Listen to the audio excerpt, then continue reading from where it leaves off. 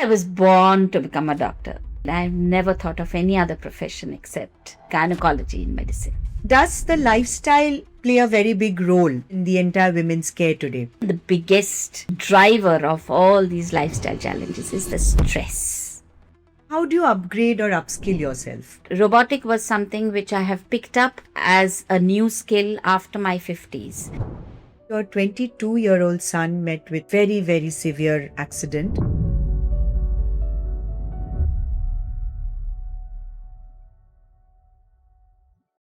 I am Shalini Gupta and welcome to my podcast. We are going to discover some unspoken, unheard, and a human side of industry leaders. Today we have someone who perfectly fits into this. She is a powerful voice defining and championing women's health. She is a senior consultant, gynecology, and associate director of Jaslok Hospital, and attached with other prominent hospitals as HN Reliance and Rich Candy. Welcome, Dr. Ray. It is wonderful to have you in our podcast. Thank you, Shalini. How did you choose medicine as your main profession? I think I was born to become a doctor. I have never from my childhood thought about any other profession except medicine, and also except gynecology in medicine.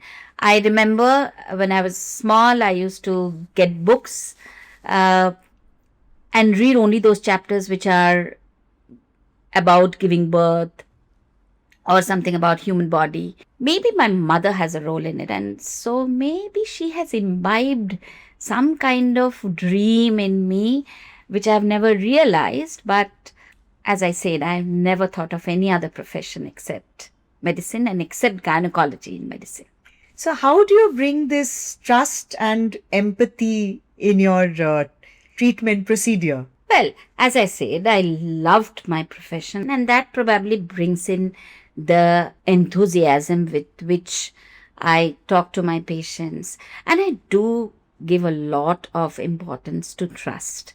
So my job is to give you the authentic information, the honest choices, and then it's up to the patient.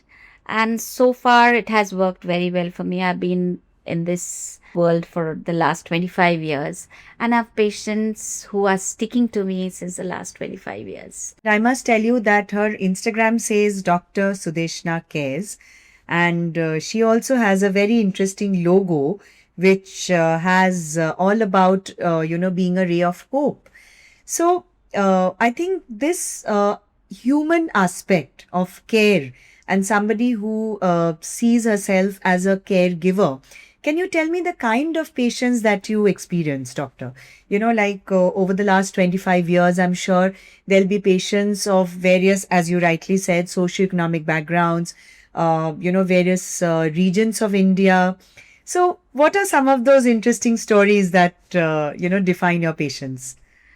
Well, not only from the corners of the country, but I have patients outside the country as well, because there are certain niche areas like robotic surgery, like endometriosis. So these are niche areas where people can come looking for my expertise from the different parts of the world also. So first thing, I do not call my patients patient. They are all women to me. Fantastic. So these are my women gang. Okay, because everybody has their story, and every small part of their life, when they come to me, they're very vulnerable and they confide a lot of things which they have never confided. Lot of secrets, lot of untold things, family pressures. I'm sure there'll be so many things that they tell you. Yes. Right? We are hearing things like PCOS and menopause. How has this whole scenario changed, and does the lifestyle play a very big role in the entire women's care today? I think women are always challenged. The challenges are different in today's world. A lot of it is because the women themselves have increased their demands from themselves, and there's also the demand from the society, the demand from the family. So not eating on the right time, not exercising, that's the biggest issue that we have. Living a sedentary lifestyle, always working with your laptop and working at a sitting in one place and not walking. Yeah. Problems because of sleep hygiene, very, very poor sleep hygiene these days. I want to ask you very honestly, as a doctor, how do you cope with your stress? How do you motivate yourself? When you are seeing new women every day with new stories, that itself is the motivation for me to go on and on. And of course, I have one thing which I always resort back to. That's music. Oh, lovely. Yes. So that is a big stress buster in my profession. In fact, we have a band of gynecologists. So we are 6 of us who goes on performing on different stages. We are not professionals, but we sing from our heart. Oh, wonderful. As a doctor, one needs to study a lot. You need to constantly upgrade yourself or, be more up to date with the scientific and the technological advancements globally. Coming to your first thing, that you need to study a lot to become a doctor. Of course, you need to study. Maybe medicine is a lot about books and a lot about terms and names which have been given. That makes it difficult. But I think the dedication that you need in medicine is almost the same as a student. And I also want to know, were you a topper? Very tricky question. But I'll answer it simply. Definitely, you don't have to be a topper. I was never a topper. I have studied. I have read more than I have studied. So my reading was more for knowledge assimilation. And I gave exams and I studied only before the exams. But I did everything in my college days. I used to sing. I used to dance. I participated in dramas. So you can do a lot in your college life, even being a medical student. I think it's a myth that a medical student only studies. So now coming to another very important question about how does a doctor upgrade oneself? If you want to serve women and give the best to the women, you have to upgrade yourself. I have started doing robotic surgeries after my 50s. Now, that is not an age to pick up a new skill, but I had my background skill of laparoscopy, but robotic was something which I have picked up as a new skill. I also want to ask, because that is a very trending topic today, AI, artificial intelligence. So do you think the world of medicine, and especially in your area, AI has, kind of made inroads, and anything that you want to highlight there? AI definitely has improved. There is a lot of application of AI in medicine, be it in diagnostics, be it in treatment options. It has in IVF or in fertility, field of fertility medicine. It has really helped in choosing the right embryos. I do a lot of robotics where AI is an integral part of it. It's an intelligent feedback that it gives to set my entire setup the way I have set it at the first time. Or, it predicts the kind of steps that I do. It predicts and it helps me in steering my instrument. Yes. Great. Now, I want to ask you something a little different from your personal life. I know that your 22-year-old son met with a very, very severe accident.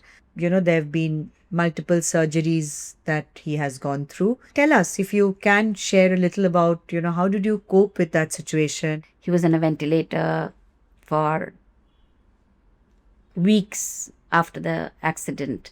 We had to shift him from one place to another through an air ambulance. It was a tough journey. This incident made me believe in mankind much more than what I used to do before. I'd like to share a small story that when I heard about the accident, he was in Rohtak studying in IIM Rohtak.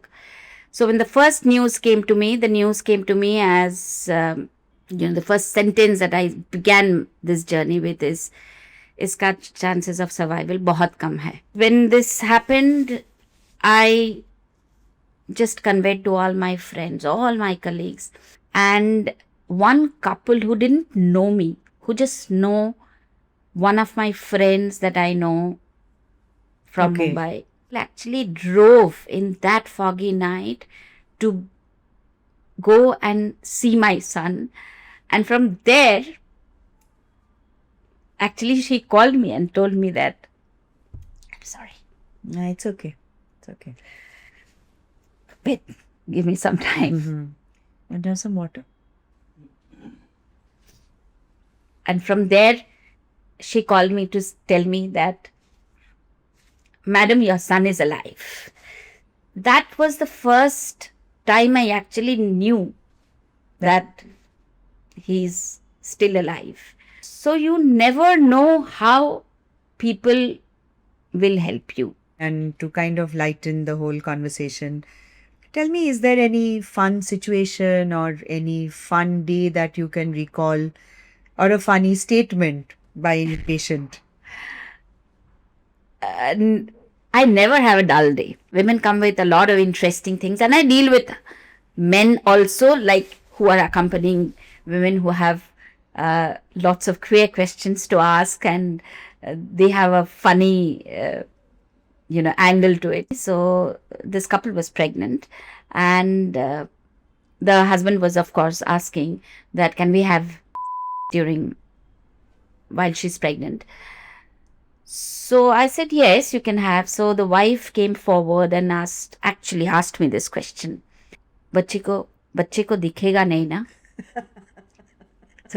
So her question was that, will my baby be able to see us having?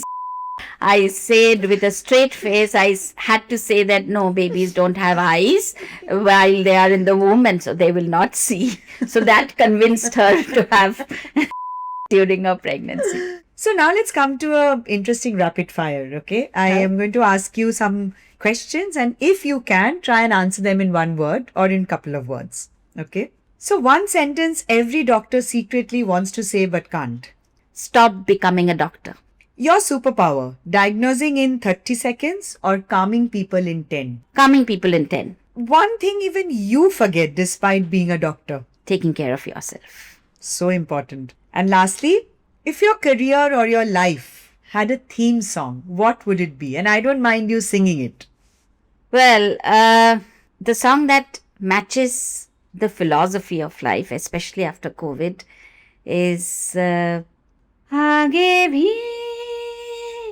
जाने न तू, पीछे भी जाने न तू, जो भी है